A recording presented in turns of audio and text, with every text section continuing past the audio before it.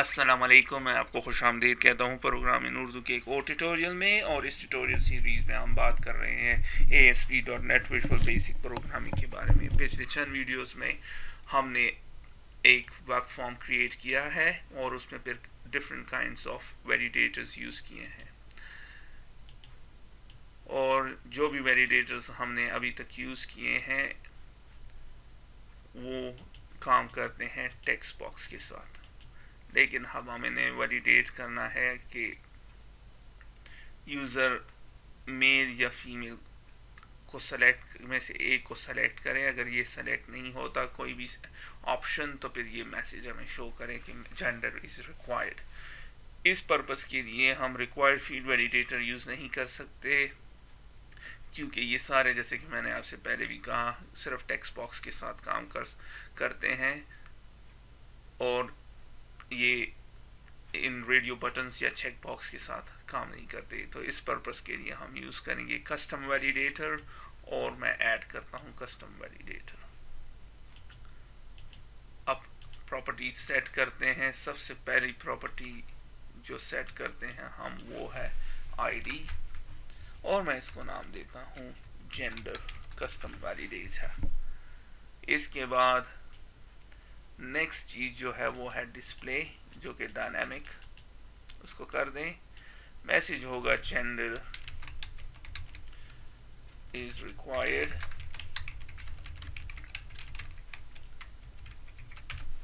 Four colour property को set कर दें as red. Set focus on error true, और टेक्स्ट को मैं कर देता हूँ स्टार। अब आते हैं, ये एक ऑप्शन है कंट्रोल टू वैलिडेट, लेकिन जब आप यहाँ पे आएंगे तो आपको ये रेडियो बटन्स नज़र नहीं आएंगे। तो अगर तो आप टेक्स्ट बॉक्स यूज़ कर रहे हैं तो फिर आप इसको उसके साथ बाइंड कर सकते हैं। अगर तो नहीं है तो फिर हम ये यूज़ करेंगे क्लाइंट वैलिडेशन फंक्शन प्रॉपर्टी। इसमें मैं डिफाइन करता हूँ एक फंक्शन जो कि है जेंडर वैलिडेशन फंक्शन, और मैं इसको यहाँ से कॉपी करता हूँ। और अब चलते हैं सोर्स व्यू में, और यहाँ पे मैं, चूंकि ये विजुअल बेसिक है तो सॉरी जावास्क्रिप्ट, तो हम स्क्रिप्ट टाइप टेक्स्ट जावास्क्रिप्ट, और मैं ये फंक्शन डिफाइन करता हूँ, और फिर उसमें मैं लिखता हूँ सेंडर और ई। मैं आपको थोड़ी देर में बताता हूँ सेंडर और ई हमने क्यों दिया है। सबसे पहले हम देखेंगे कि कौन सा रेडियो बटन सेलेक्ट हुआ है, मेल रेडियो बटन या फीमेल। तो चेक करते हैं var male document dot get element by ID, radio button का नाम मेल रेडियो बटन।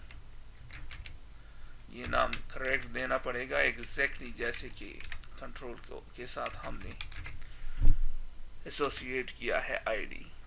अब इस का मतलब ये है कि ये रेडियो बटन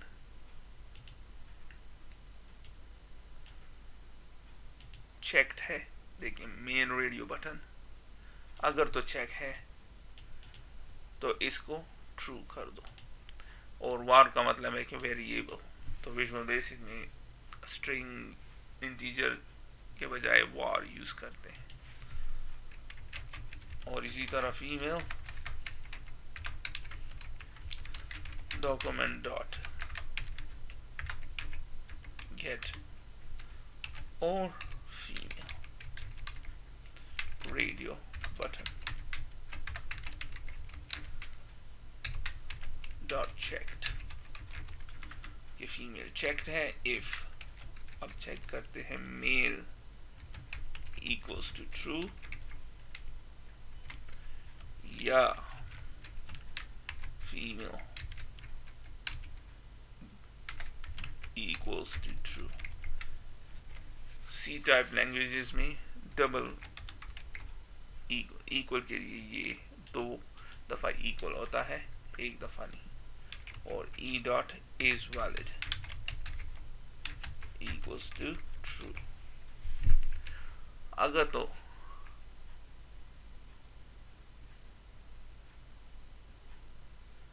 मेल चेक्ड है तो मेल ट्रू है, अगर तो फीमेल, एक तो डेफिनेटली चेक्ड होगा, तो फिर शो कर दो कि ट्रू है, कोई एरर शो ना करो। लेकिन अगर कोई भी चेक नहीं है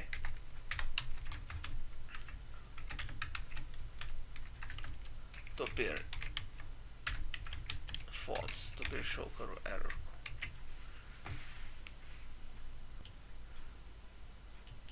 ये करंटली एरर शो कर रहे हैं, ये इसको इस तरह लिख सकते हैं।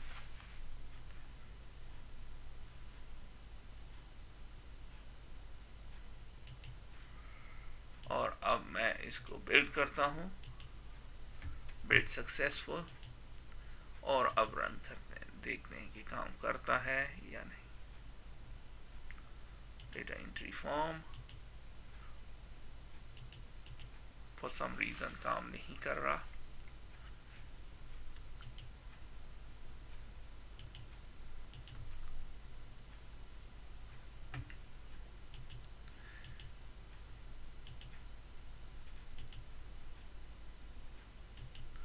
रन करते हैं अगेन और देखते हैं कि काम कर रहा है या नहीं अगेन, और आप देख रहे हैं काम नहीं कर रहा। इसकी एक रीजन है, अगर आप राइट क्लिक कर दें और देखें व्यू पेज सोर्स, और यहां पे मैं रेडियो बटन सर्च करूं, तो आप देख रहे हैं आईडी जो इधर है इसमें रेडियो बटन के लिए वो है content place holder 1 underscore male radio button, और इसी तरह फीमेल रेडियो बटन। तो अब हम अगर थोड़ा सा चेंज कर दें अपने कोड को, और यहाँ पे मैं लिखता हूँ ये जैसे कि उस कोड में था, तो अब ये काम करेगा, और आप देख रहे हैं। तो जैसे ही मैंने आपसे कहा, जैसे कि ये ऑलवेज करेक्ट होना चाहिए, अदरवाइज ये फिर काम नहीं करेगा। अब अगर हम सेलेक्ट करते हैं फीमेल तो वो यहाँ से चला गया, अगर तो मेल है तो यहाँ से चलेगा। रिफ्रेश कर दें तो जेंडर इज रिक्वायर्ड। तो इस तरह आप बड़ी आसानी के साथ डिफाइन कर सकते हैं अपने प्रोग्राम्स में कस्टम, या यूज कर सकते हैं custom validator controls. Next video में हम बात करेंगे कि हम किस तरह सर्वर साइट पे यही कोड लिख सकते हैं। ये करंटली क्लाइंट साइट पे है जो कि फुली इन लाइन है यूजर इंटरफेस के साथ। सर्वर साइट पे यही कोड हम लिखेंगे नेक्स्ट वीडियो में। तब तक के लिए खुदा हाफिज़।